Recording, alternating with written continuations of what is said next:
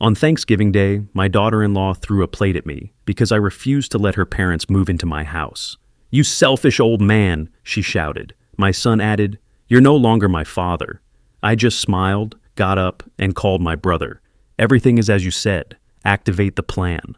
Before we continue, please subscribe to the channel and let us know where you are listening in the comments. The silence at the table felt deliberate, rehearsed. I'd brought wine, a decent Cabernet, and a pecan pie from the bakery Herbert used to love as a kid. Both sat untouched on the kitchen counter.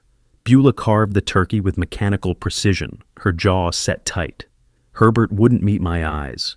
Something was wrong. I'd felt it the moment I stepped through the door 20 minutes earlier. The house, a modest rental in Tempe they'd moved to 6 months ago, smelled right, looked normal. Roasted turkey, sweet potatoes, the usual Thanksgiving spread. But the temperature was all wrong. Cold, despite the Arizona heat outside. "Pass the rolls, please," I said, keeping my voice neutral. Herbert fumbled with the basket, nearly dropped it. His hands trembled slightly as he set it beside my plate. Beulah watched him with the focused intensity of a handler watching a trained dog perform. "Your father asked for rolls, Herbert." Her tone was silk over steel. "Right, sorry. Here you go, Dad." I took one, buttered it slowly. 35 years as a prosecutor taught me patience, taught me to wait for suspects to reveal themselves. Whatever this was, it would come out soon enough. They always told you eventually. They couldn't help themselves. Beulah set down her knife. "My parents are packing their things to move into your house." The butter knife paused halfway across the roll. I looked up. "Excuse me?" "They're losing their apartment." She said it like she was discussing the weather, casual and final. "Your house has plenty of room. They'll move in by mid-December." Not a question, not a request, a statement of fact, delivered with the confidence of someone who believed the decision had already been made. "My house is not a hotel for strangers," I said. Beulah's fork froze mid-air. "Strangers? They're my parents. Your family. My family doesn't make decisions about my property without asking me first." The air shifted. Herbert cleared his throat, a nervous sound that echoed in the sudden quiet. He glanced at Beulah, then at his plate, then at some point over my left shoulder, anywhere but at me. "Dad, come on." His voice came out thin, stretched. "It's just temporary. They really need help, and you've got 4 bedrooms sitting empty." "I've got 4 bedrooms that I paid for." I set down my fork carefully, aligned it with the edge of my plate. "That doesn't obligate me to house anyone." "That's not fair." Herbert's face flushed. "Family helps family." I turned to look at my son fully for the first time that evening. Really looked at him. Saw the boy who used to build model airplanes at the kitchen table, who called me after every law school exam to dissect his answers. That boy was gone. The man sitting across from me had made different choices, had chosen a different alliance. "What exactly has Herbert done for you?" I kept my voice level, professional. Courtroom voice. Beulah's mouth opened, closed. She had no answer, because there wasn't one. "My son lived in my Scottsdale house, the one I'd bought after 3 decades of prosecuting thieves and liars and people who took what wasn't theirs.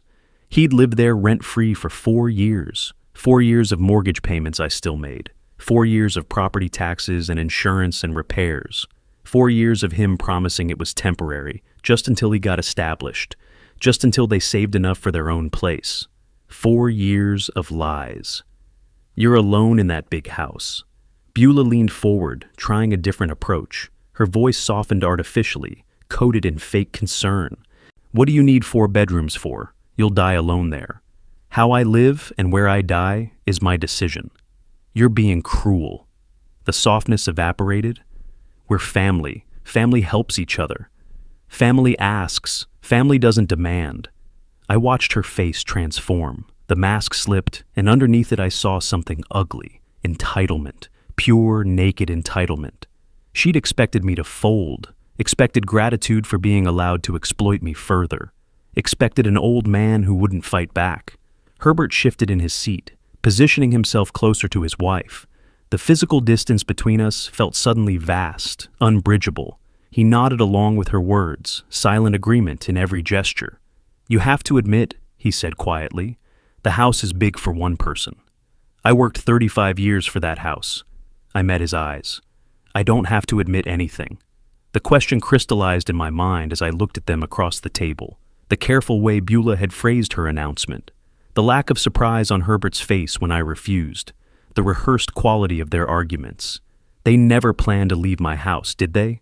This wasn't about helping Beulah's parents. This was about control, about taking what they believed they were owed, about an old man who should know his place and accept whatever scraps of dignity they allowed him. I set my napkin beside my plate, movements precise and controlled. The turkey had gone cold on my fork. The wine I'd brought sat unopened in the kitchen. None of it mattered now.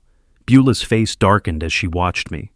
"You're a selfish old man," she said, each word dropping like a stone. "You have everything and give nothing." I looked at my son, waited for him to speak, waited for him to remember who raised him, who paid for his education, who gave him a place to live when he needed it, waited for some sign of the boy who used to be there. Herbert looked away. The silence stretched between us, thick and poisonous. Outside, somewhere in the Tempe neighborhood, children laughed, a dog barked. Normal, Thanksgiving sounds from normal families. Inside this room, something had broken that couldn't be repaired. They expected me to break, to apologize, to cave under the weight of their judgment and their certainty that they knew better than me how I should live my life. They didn't know me at all. Beulah leaned across the table, her voice rising. "You're alone in that house. What do you need 4 bedrooms for? You'll die alone there." "How I live and where I die is my decision," I repeated, keeping my tone flat. "You're being cruel." She gestured with her fork, emphatic and angry. "We're family. Family helps each other." "Family asks, family doesn't demand." Herbert cleared his throat again, that same nervous sound. "Dad, you have to admit, the house is big for one person." I turned to look at him. "I worked 35 years for that house. I don't have to admit anything." "I'm just saying, sharing wouldn't hurt you." "I'm not sharing, that's my final answer." Beulah's face flushed deep red. She stood abruptly, chair scraping against the floor. "You're a selfish old man. You have everything and give nothing." I remained seated, calm. "I gave your husband 4 years of free housing. I'd say that's something." The truth landed like a slap. Beulah's expression twisted, fury and shame warring across her features. Herbert looked at his plate, at the wall, anywhere but at either of us. "Old egoist!" Beulah screamed. Her hand shot out, grabbed her dinner plate. Time seemed to slow as she lifted it above her shoulder, food still on it, gravy dripping. I leaned sideways. The plate sailed past my head, so close I felt the air displacement. It exploded against the wall behind me. Ceramic shards scattered across the floor. A piece of turkey slid down the wallpaper. Gravy splattered in a wide arc. Nobody moved, nobody apologized. Herbert stared at the broken pieces on the floor, expression unreadable. Beulah stood panting, chest heaving, hands clenched at her sides. No remorse on her face, only righteous fury. The silence rang louder than the crash.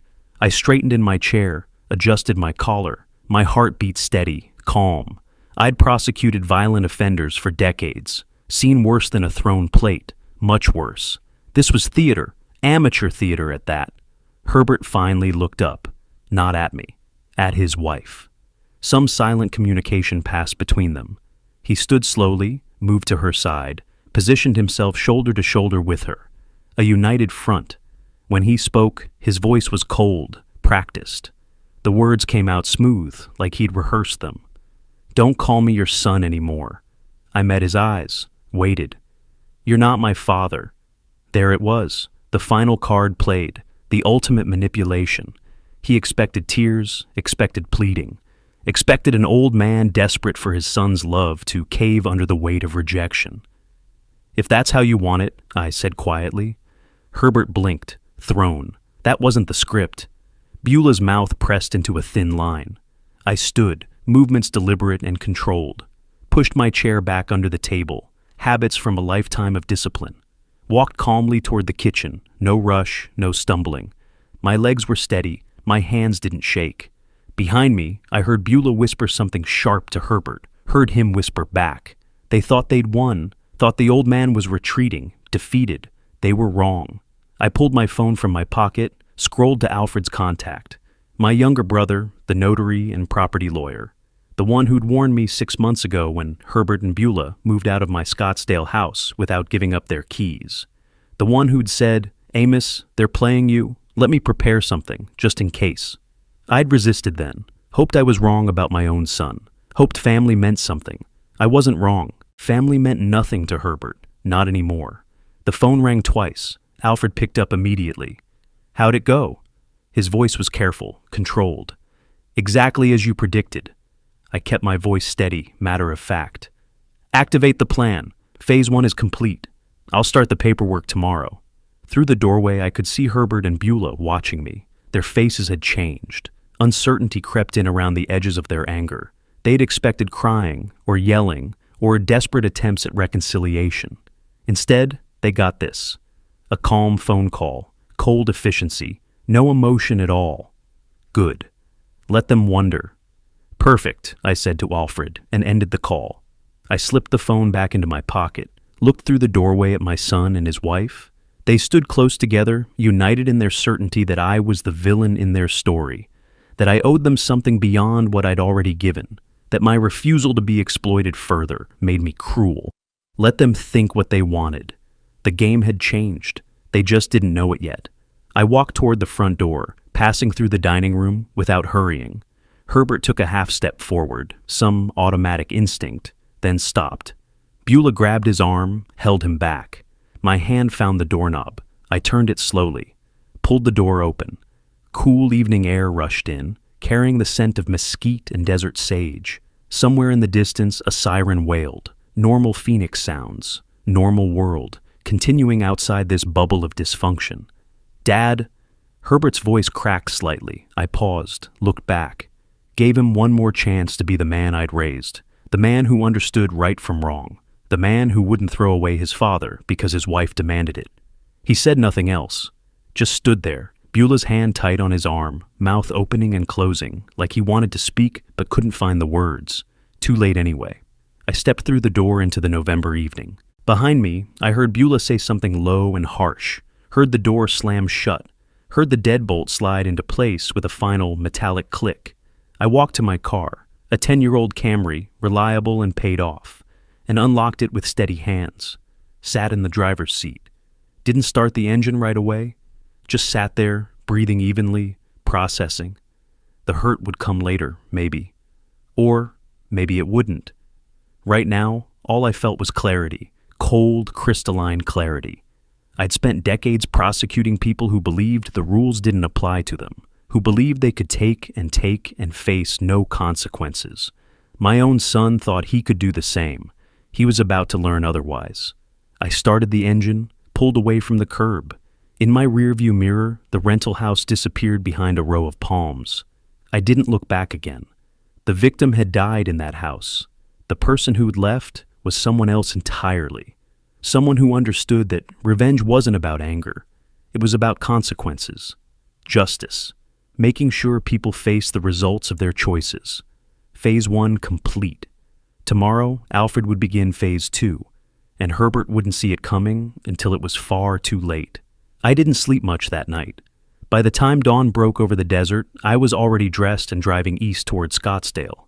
The city was quiet at 7 in the morning, traffic light on Thanksgiving weekend. Alfred's office sat in a small professional complex off Scottsdale Road. I'd been there before, notarizations, estate planning discussions. This visit felt different. Alfred had coffee ready when I walked in. 2 cups, black. 3 thick folders sat on his desk, labeled and organized. He looked up, gestured to the chair across from him. "I've been preparing for this conversation for 6 months," he said. I sat, took the offered coffee. 6 months? You mentioned they'd been in your house a while. I started documenting. He opened the first folder. Utility bills. Every month for 4 years. Water, electric, gas. All in your name, all paid by you. The pages spread across his desk like evidence at trial. My evidence, my money, numbers. I'd been avoiding looking at too closely because I didn't want to see what they revealed. Second folder, Alfred tapped it. Property tax statements. You've paid $9,200 annually for that house. They've contributed $0. And the third? Rental market analysis. He pulled out printed comparisons. Similar homes in Scottsdale, 4 bedrooms, 3 baths, your square footage. Average rent, $2,800 per month. I did the math automatically. 48 months times 2,800. Plus utilities, roughly $340 monthly. Plus proportional property taxes. The number made my jaw tighten. $48,000, Alfred said quietly. That's what you've subsidized over 4 years. The coffee tasted bitter suddenly. I set it down. No rental agreement was ever signed? Alfred already knew the answer. No. I told Herbert he could stay temporarily while they saved money. I heard how naive that sounded now. It was supposed to be 6 months. Alfred closed the folders, stacked them precisely. Legally, they're guests who overstayed, not tenants with rights. That's our advantage. What do you recommend? Eviction notice? Arizona Revised Statutes, Section 33, 1368. 30 days for guests without lease agreements. Clean, straightforward. He pulled a 4th document from his drawer. I've already drafted it. I read through the legal language. Formal, final, no room for misinterpretation. You'll also need a real estate attorney, Alfred continued. Someone who handles evictions regularly. I've got a name, Lewis Hill, solid reputation, won't overcharge you. Set it up. Alfred made the call that afternoon. By the next morning, I was sitting in Lewis Hill's office. Modern, efficient, walls lined with property law books. Lewis was younger than I expected, early 40s, but his handshake was firm and his eyes were sharp. Your brother sent me the documentation, Lewis said, getting straight to business. Without a lease, this is straightforward. 30-day notice. If they don't vacate, we file for court-ordered eviction. Timeline? Notice gets served by sheriff's deputy. Official record. After 30 days, if they're still there, we file. Court date typically within 5 to 7 days. Arizona favors property owners in these situations. I want this done correctly. No procedural mistakes they can exploit.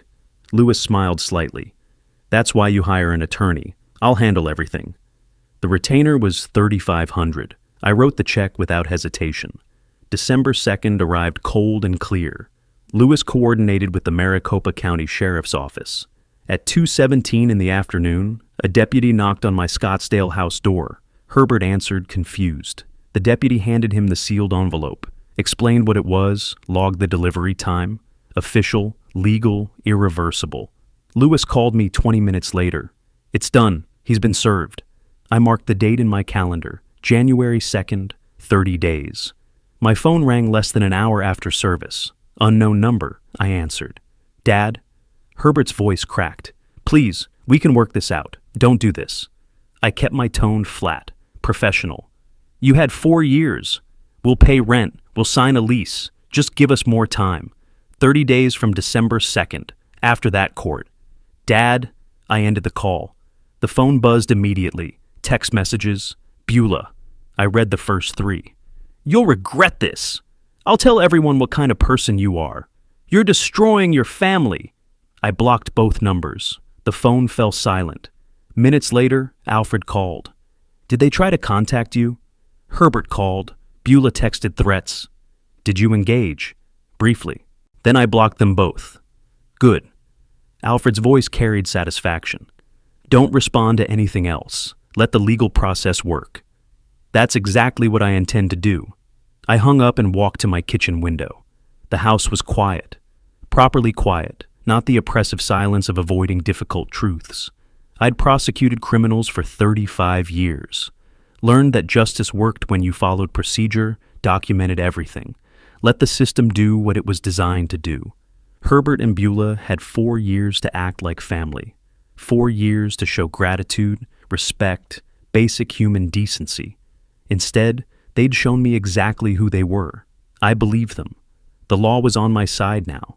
And the law doesn't care about tantrums or manipulation or social media campaigns. The law cares about contracts, property rights, documented evidence. I had all 3. They had 30 days.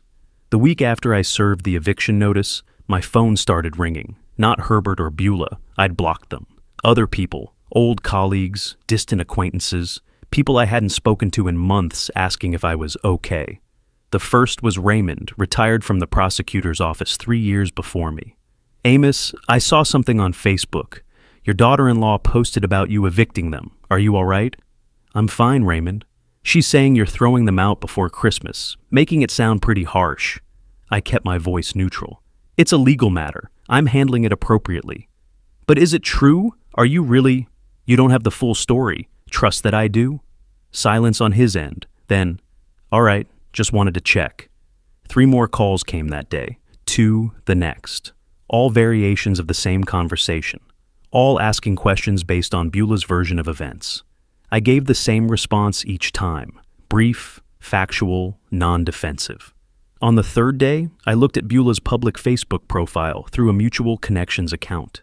There it was. 3 paragraphs of carefully crafted narrative. Herbert looking mournful in a photograph, eyes downcast. The post painted me as a wealthy, heartless father, evicting his struggling son right before the holidays.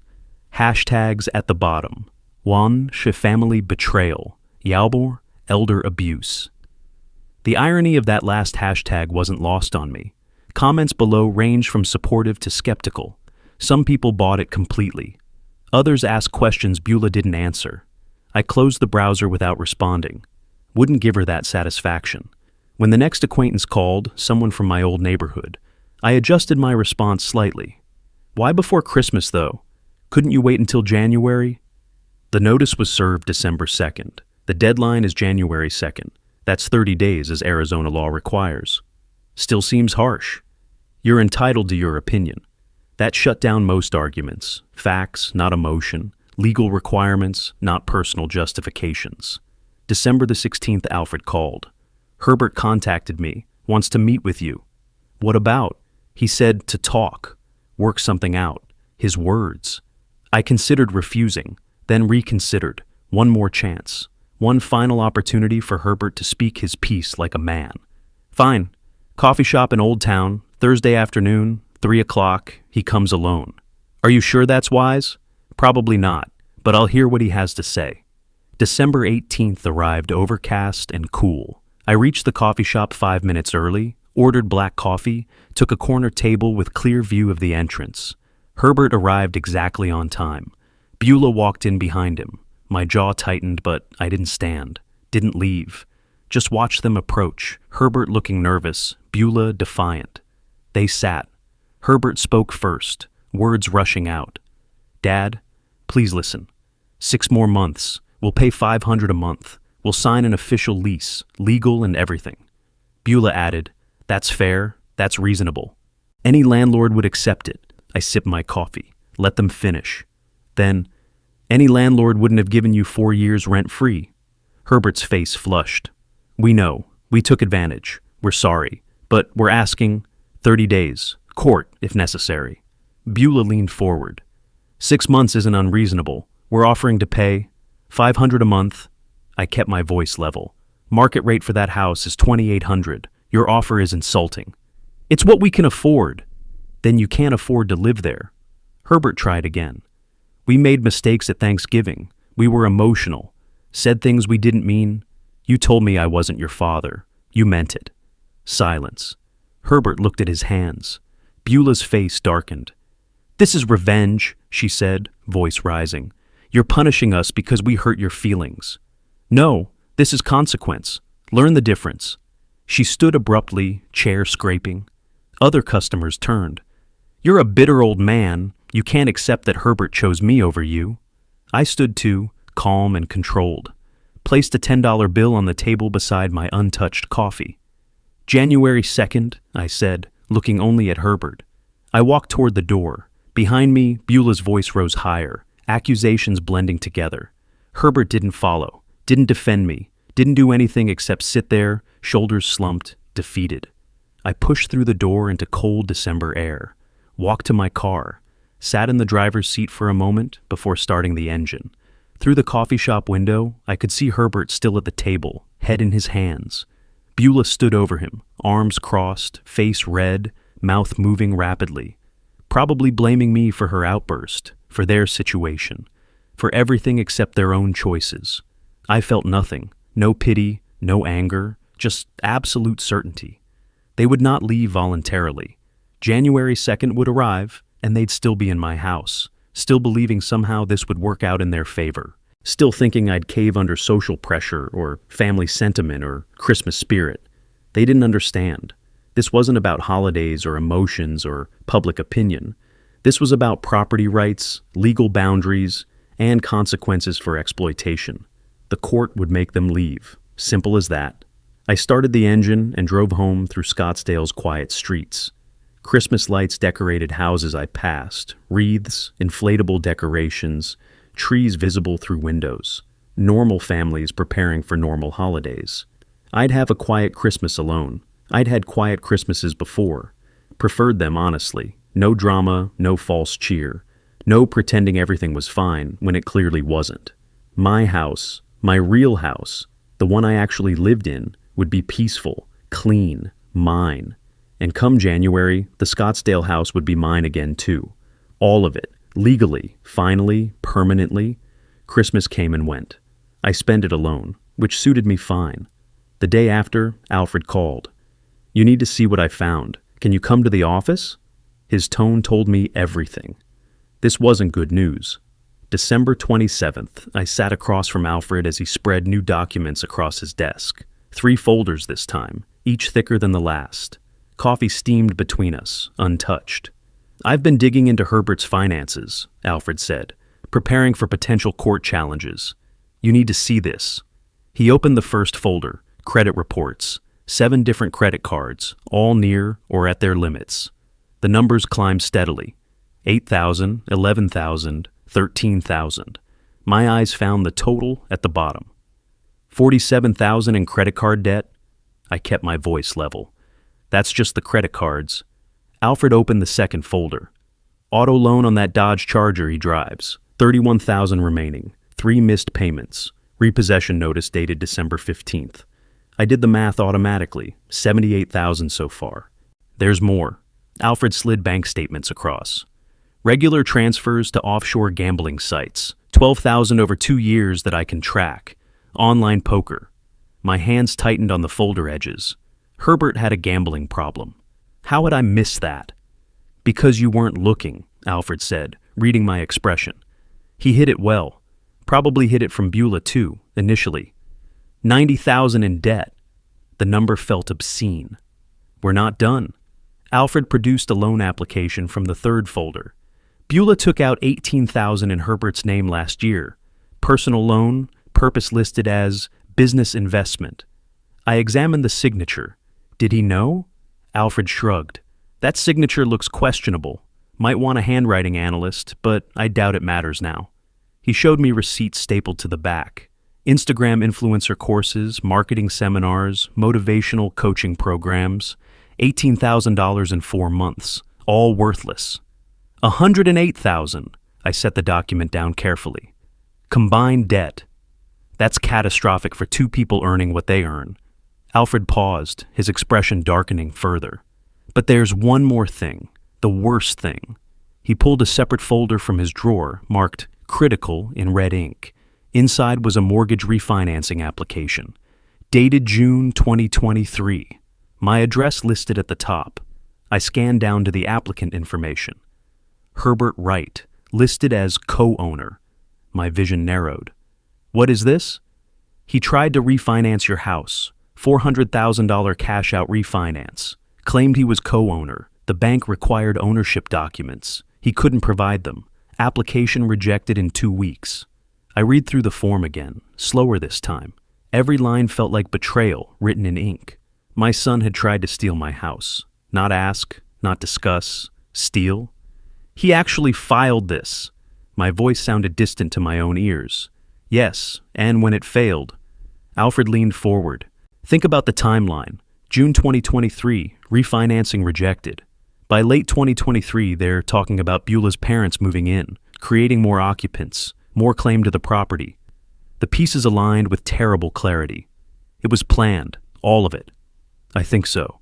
4 years establishing residency. Then the refinancing attempt. When that failed, they needed another angle. More people in the house makes eviction harder. Strengthens any future claim. I stood, walked to Alfred's window. Below, Scottsdale Road carried normal traffic, normal people living normal lives, not discovering their children had been planning theft for years. They never intended to leave, I said quietly. No, and if you died first? Alfred didn't finish, didn't need to. If I died, they'd have claimed the house was theirs. 4 years of residency, no written agreement, possession as 9/10 of the law. They'd have fought any legal challenge from the estate, tied it up in court for years. I turned back to Alfred. What else do I need to know? That's everything. The debt is documented. The refinancing attempt is documented. The gambling pattern is documented. If they try to claim hardship in court, we have evidence of why they're in hardship. Will we need this for the eviction hearing? Probably not. Eviction is straightforward. No lease, no rent paid, proper notice given. But if they make allegations about you or try to claim some verbal agreement, Alfred tapped the folders. We have ammunition. I gathered the folders, each one a weapon for the coming battle. My coffee had gone cold. I hadn't touched it. They don't know you have all this, Alfred said, walking me to the door. Good. They think they're just fighting an eviction. I looked at him.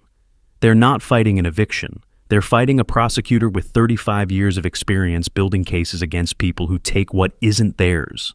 Alfred smiled grimly. Lewis filed the court papers yesterday. Hearing is January 16th. I'll be ready. I drove home through quiet post-holiday streets. Christmas decorations still hung on houses, looking tired and slightly sad. The season of goodwill and family togetherness had ended. Reality reasserted itself. In my living room, I spread Alfred's folders across my coffee table, reviewed each document again. The credit card statements showing systematic maxing out. The gambling transfers, steady as clockwork. The influencer course receipts, each one more absurd than the last. The refinancing application with its audacious lie. My son owed $108,000. My son had gambling addiction. My son had tried to steal my house.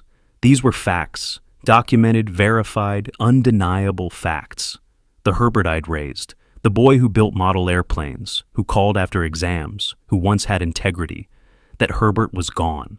If he'd ever really existed, this Herbert, the one revealed in these documents, was someone I didn't know. Someone I didn't want to know. The court date was January 16th, 19 days away. I'd be ready. More than ready. The 2 weeks between New Year and the hearing moved slowly. I reviewed documents each evening. Lewis prepared our case. When January 16th arrived, I dressed in my courtroom suit, the same one I'd worn for 35 years, and drove downtown. I reached the Justice Court at 8:20. Lewis waited near the courtroom door, briefcase beside him. Ready? He asked. I nodded. Through the hallway window, I saw Herbert and Beulah arrive in the parking lot. Even from this distance, the tension was visible. Beulah gestured sharply. Herbert's shoulders slumped. They entered the building at 8:45. Beulah's eyes found mine immediately. Pure hatred radiated from her.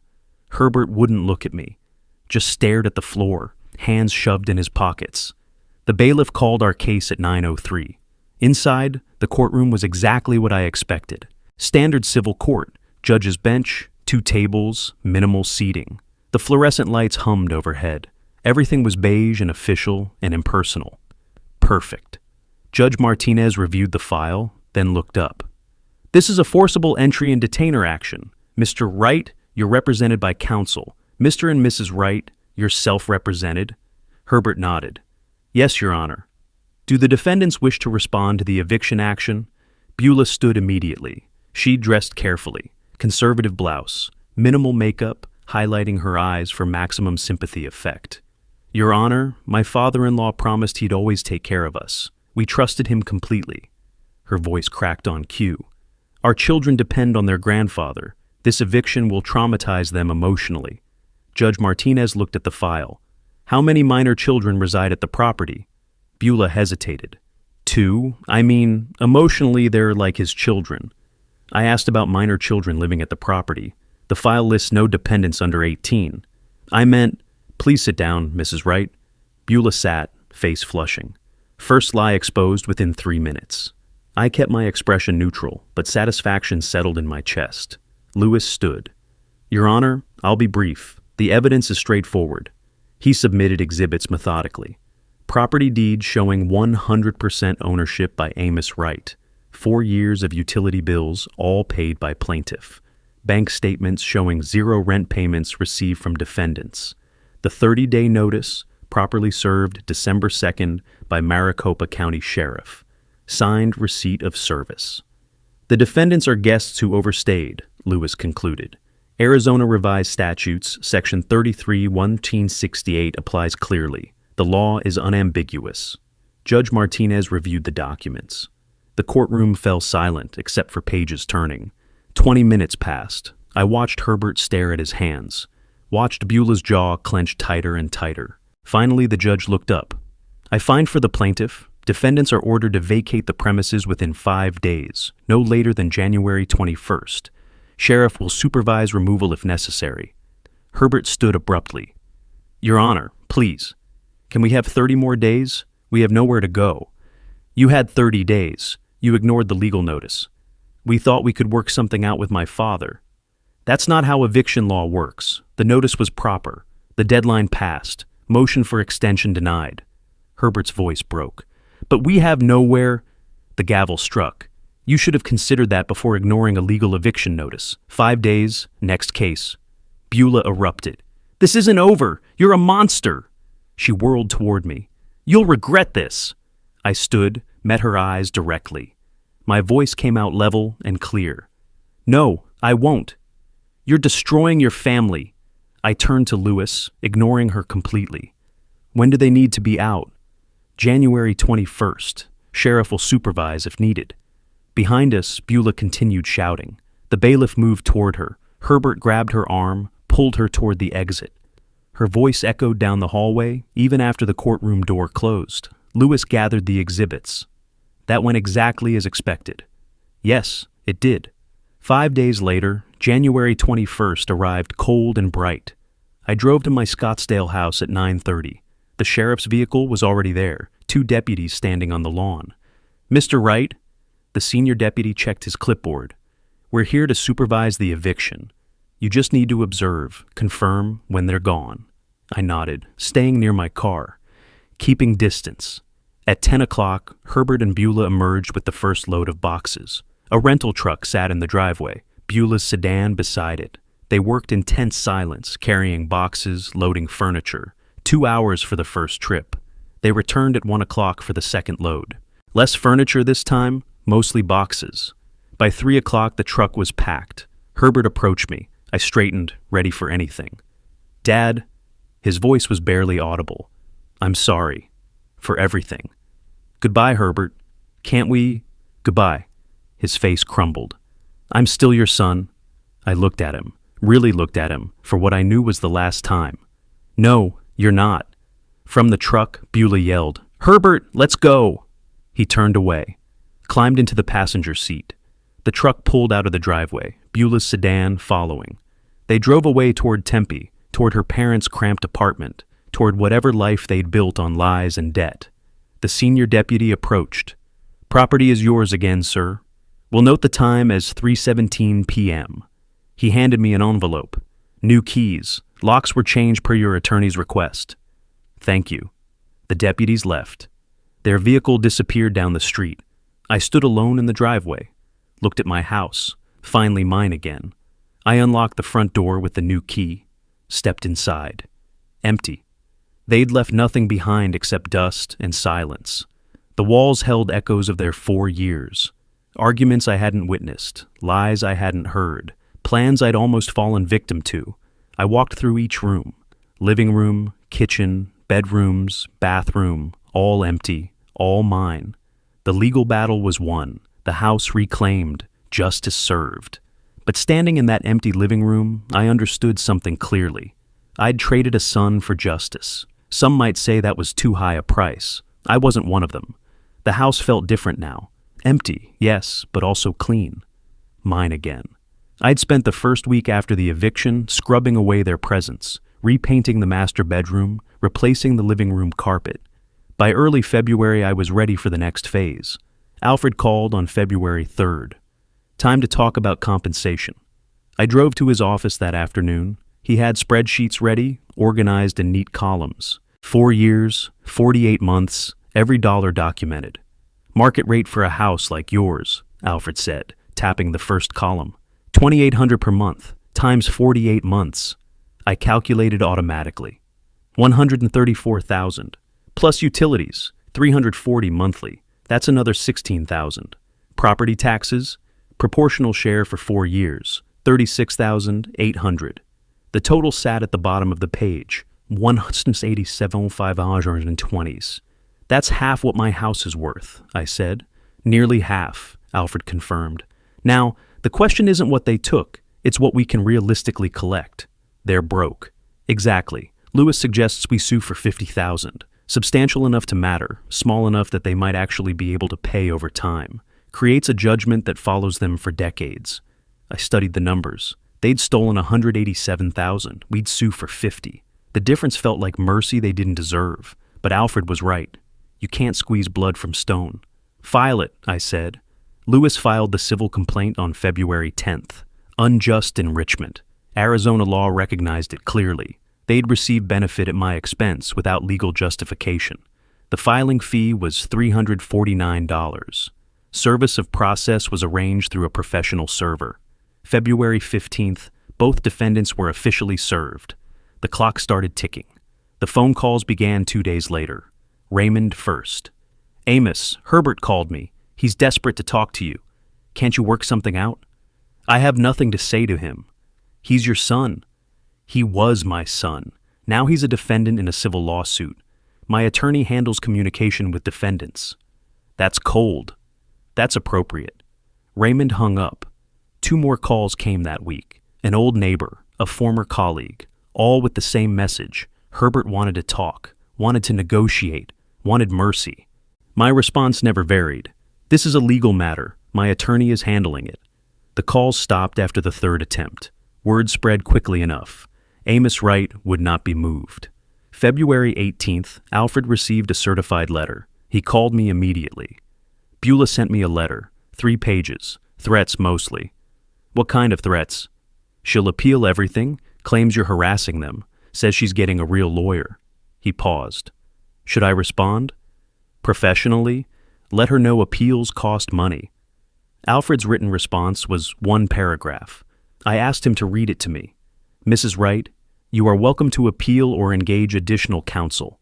Please note that unsuccessful appeals will result in additional court costs, which may be assessed against you. She didn't write again. February 25th arrived cold and clear. I was reading in my living room at 11:40 when I heard shouting from outside. I went to the window. Herbert stood on the sidewalk, illuminated by streetlight. Dad, I know you're in there. Please, just talk to me. Neighbors' lights turned on. Mrs. Chen across the street peered through her curtains. Herbert's voice carried through the quiet neighborhood, desperate and slurred. I didn't open the door, didn't shout back.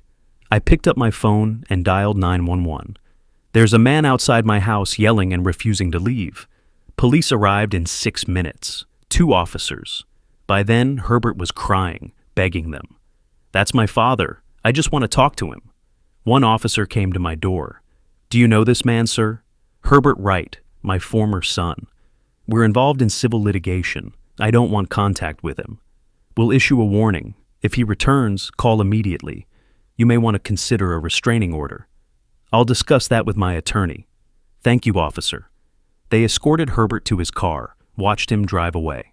The police report would arrive by mail in 3 days. Report number 25043892. Another document for the file. I closed the door, locked it, set the alarm. Through the window, I watched the police cruiser's taillights disappear down my street. Herbert had become someone I didn't recognize. Or perhaps someone he'd always been, finally revealed. The civil hearing was scheduled for March 5th. 3 more weeks. I went back to my book. The legal system had him now. I could let it work. The week after the midnight incident passed quietly. March 5th arrived, the civil hearing. I met Lewis in the Superior Court lobby at 8:30. He carried a briefcase I hadn't seen before, thicker. New evidence, he said, from discovery. You need to see this. We found a bench in the hallway. Lewis pulled out printouts, email correspondence. The header read, Future Property Sale, Scottsdale. Beulah's emails with a real estate agent, Lewis explained. October 2023. I read the first message, Beulah's words. When my father-in-law passes, the house will need to be sold. Estimated value $850K. I expect to receive at minimum half, possibly more. The agent's response discussed commission rates, market timing, staging recommendations. She was planning my funeral, I said quietly. She was planning to profit from it. The courtroom was formal, wood paneling, elevated bench, court reporter. Judge Martinez presided, the same judge from the eviction hearing. He recognized me with a brief nod. Lewis presented exhibits methodically, the financial calculation, the eviction judgment establishing merit, then the devastating new evidence. Exhibit M, Herbert's refinancing application from June 2023, claiming co-ownership. Exhibit N, Beulah's email correspondence with the realtor. Judge Martinez read the emails aloud, his voice hardening with each line. Mrs. Right, did you write these emails discussing the sale of property at 2847 Desert Vista Drive? Beulah, pale. That was just exploring options. Options for selling property you don't own? It would have been family property. It is not family property. It is Mr. Amos Wright's sole property. Did you have permission to discuss its sale? Silence, then quietly. No. Their cheap lawyer had nothing to offer. No defense against documents, against their own words. Judge Martinez reviewed the evidence for 20 minutes. The courtroom fell silent, except for papers rustling. Finally, he spoke. This court finds a clear pattern of financial exploitation. The defendants engaged in systematic abuse of plaintiff's generosity, attempted fraudulent refinancing, and planned property theft following plaintiff's anticipated death. Herbert stared at the floor. Beulah sat frozen. While plaintiff seeks $50,000, this court awards $42,000 in compensatory damages, payable at $1,750 monthly for 24 months. Herbert's lawyer stood. Your Honor, that amount is approximately 45% of defendant Herbert Wright's net monthly income. I'm aware. Judge Martinez's expression remained hard. Perhaps he should have considered that before attempting to defraud his father. Wage garnishment authorized if payment lapses. Next case. The gavel struck. Outside the courthouse, Herbert approached me one last time. Dad, I'm sorry. For everything? I stopped, turned. Sorry doesn't pay the judgment. I'll pay it, every month, I promise. You'll pay it because the court ordered it, not because you're sorry. Can we ever... Goodbye, Herbert. I walked away. Didn't look back. 5 days later, Alfred called. Herbert lost his job. I see.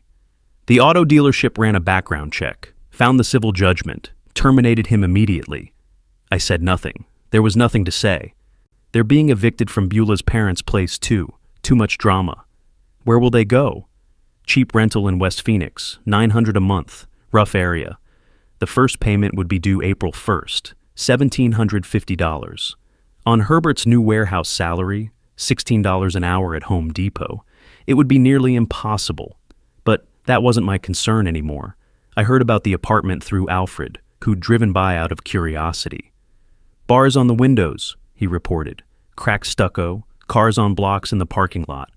I didn't ask why he'd checked. Maybe he needed to see it, to know the ending was real. I didn't need to see it. The financial calculation was simple.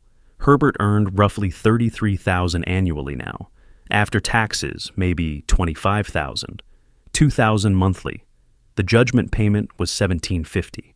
That left $250 for everything else. Add their existing debt, $108,000, and bankruptcy became not just likely, but inevitable. Their marriage was fracturing too, according to mutual acquaintances. Beulah blamed Herbert's weakness. Herbert blamed her greed. They were destroying each other, exactly as they had tried to destroy me. The difference was, I'd had the law on my side. They had only each other. And that, it turned out, wasn't enough. March 20th, I sat in my living room, my house, my furniture, my peace, and thought about justice. Not the abstract concept they teach in law school, the concrete reality I'd spent 35 years pursuing. Justice wasn't punishment for punishment's sake. It was consequence. Natural, inevitable consequence for choices made freely. Herbert chose to live in my house for 4 years without paying. Beulah chose to plan my death and the theft of my property. Together, they chose exploitation over honesty, greed over gratitude.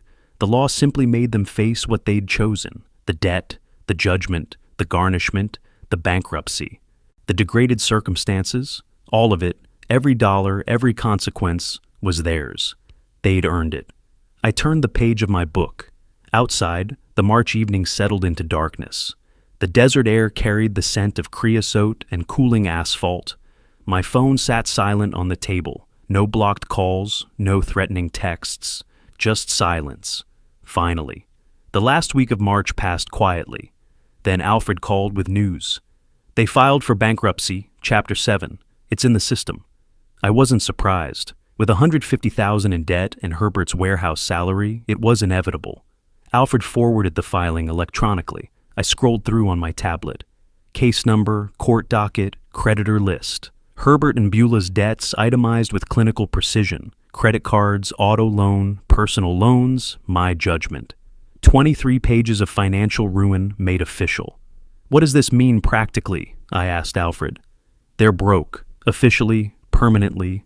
Most debt gets erased, but your judgment survives. It's court-ordered restitution. So they still owe me. Every penny, $42,000. The bankruptcy just makes it harder for them to hide from it. I filed the document in my growing folder labeled Right v. Right. Another piece of evidence that Herbert had chosen his path and walked it to its conclusion. April 8th, an acquaintance mentioned seeing Herbert's Charger on a tow truck. Repossessed. 3 months of missed payments catching up. Alfred confirmed it that afternoon. They're using the bus now, he said, in Phoenix, in summer. I imagined Herbert on public transit in 100-degree heat, carrying his Home Depot vest. Felt nothing, just noted the information, another domino fallen. Through April and early May, Alfred kept me informed. Beulah applied to 17 positions in 3 weeks, no offers. Her resume listed social media consultant and content creator. Nobody took Instagram seriously as work experience. Herbert worked warehouse shifts at $16 per hour. Gross annual, $33,000. After taxes, maybe $2,200 monthly. Rent, $900. When the garnishment started, $1,750. The math didn't work. They were drowning. May 5th, Alfred called. She left him, moved back to her parents yesterday. Filed for divorce? This morning. Claims he misrepresented his financial situation before marriage. Even now, Beulah was rewriting history, making herself the victim. Herbert was alone now, working 2 jobs, warehouse days, security nights, sleeping 4 hours, eating cheap food, existing without living. This was consequence. This was what stealing from family cost. Mid-May, my phone rang. Unknown number, I answered cautiously. Dad? Herbert's voice cracked and desperate. Don't hang up, please. I said nothing, just listened. I was wrong about everything. The house, Beulah, the money. I destroyed my life. I destroyed us. His voice broke. I'm sorry. I'm so sorry. Can you forgive me? Long silence. I considered my response carefully. You made your choices, Herbert, every step. You chose Beulah over me. Greed over integrity. Theft over honesty. Now you live with those choices. But I'm your son. No, you're not. I ended the call. Set the phone down. Stared at it for a long moment. Then went back to my book. I sat for a long time after that call. The house was quiet. No triumph, no vindication, just silence. I'd chosen justice over family, principle over blood. Herbert was alive somewhere in this city, working night shifts, sleeping on a mattress in a studio. I could have helped him, could have forgiven, forgotten, moved on. But that would have meant accepting theft, lies, betrayal. Would have meant teaching him that family means no consequences. I stood, walked to the kitchen, poured bourbon. Outside, the desert sun was setting, painting everything gold and amber. Justice, I thought, doesn't feel like victory. It feels like completion, like closing a book you'll never read again. The bourbon burned going down, warm and final. Tomorrow I'd wake up, make coffee, read the paper, live my life. The ending was also the beginning. The days after Herbert's call, I focused on what I could control. The house, my house. I hired contractors, chose paint colors, replaced what they'd damaged or worn. By late May, transformation was underway. The contractors painted every room, desert sand in the living room, sage green in the bedroom, colors warm but neutral, peaceful, like starting over. They replaced carpets, updated fixtures, changed every lock, new deadbolts, window latches, garage code different. A security company installed cameras at entry points, motion sensors, monitoring service. $2,400 for peace of mind. Mid-June, when the work finished, I walked through each room, touched walls, tested locks.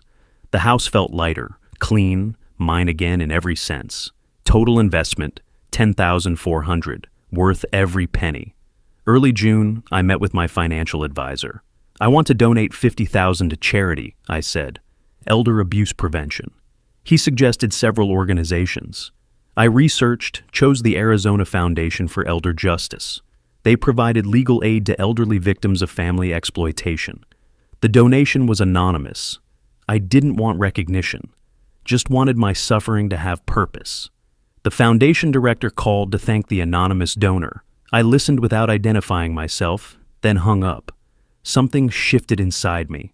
The pain meant something. It would protect others. That was enough. Alfred started coming by Tuesdays and Thursdays. We played chess on my patio, drank coffee, sometimes bourbon, talked about books, politics, old cases from the prosecutor's office. Never Herbert, never the lawsuit. Just brothers, enjoying each other's company. One evening, Alfred moved his bishop and said, "You did the right thing, you know." I did the necessary thing. Same thing. We sat in comfortable silence, watching monsoon clouds build over the mountains. This was family. The family that remained when pretenders were stripped away. July 15th, my bank statement showed a direct deposit, $1,750. Description: wage garnishment, Wright, Herbert M. First payment under court order. I stared at the line item. Herbert's paycheck, 45% smaller now. A life calculated in deductions. I didn't feel satisfaction, didn't feel revenge. Just transferred the money to a separate savings account labeled Legal Reserve Fund. The system worked, that was all. Just gears turning, justice automated. August 31st, my 68th birthday. Small gathering on my patio.